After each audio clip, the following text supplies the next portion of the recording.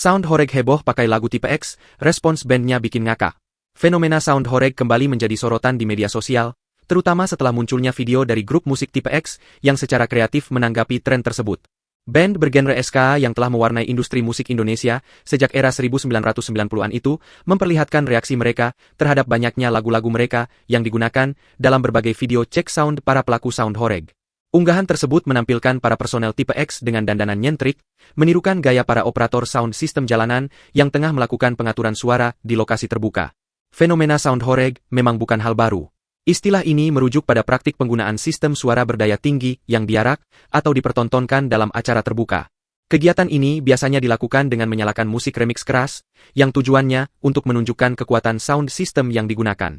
Salah satu lagu yang sering dijadikan latar untuk aksi tersebut adalah versi remix dari Selamat Jalan, lagu yang aslinya dirilis oleh tipe X pada awal 2000-an dan kini kembali populer berkat kreativitas pelaku Sound Horeg.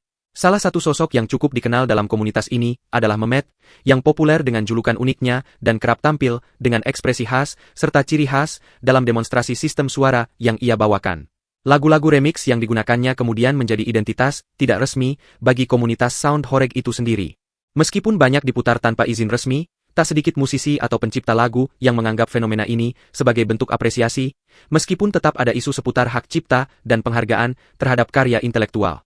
Tren Sound Horeg berkembang cukup pesat di beberapa wilayah, khususnya di Jawa Timur. Kegiatan ini biasanya dilakukan dalam rangka hiburan, ajang unjuk kreativitas, atau sekadar kompetisi informal antar komunitas penggemar sound system.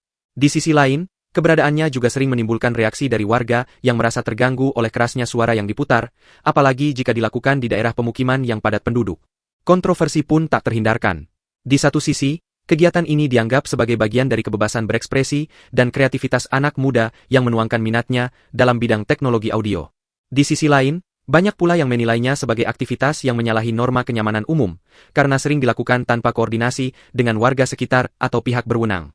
Beberapa kejadian bahkan sempat menimbulkan aduan dari masyarakat karena gangguan suara yang berlangsung hingga larut malam atau melintasi jalur-jalur yang padat penduduk. Perdebatan ini membuka ruang diskusi soal batasan antara kebebasan berkesenian dan kewajiban menjaga ketertiban sosial. Tak sedikit kalangan yang mengusulkan agar komunitas Sound Horeg dapat diarahkan untuk lebih tertib dan terorganisir, misalnya dengan membuat event di lokasi yang lebih sesuai, seperti lapangan terbuka atau tempat khusus hiburan. Hal ini dinilai bisa menjadi solusi agar kreativitas tetap tersalurkan tanpa mengorbankan kenyamanan warga lainnya. Keterlibatan musisi seperti tipe X dalam menanggapi tren ini juga memperlihatkan bagaimana dunia musik dan komunitas akar rumput saling bersinggungan.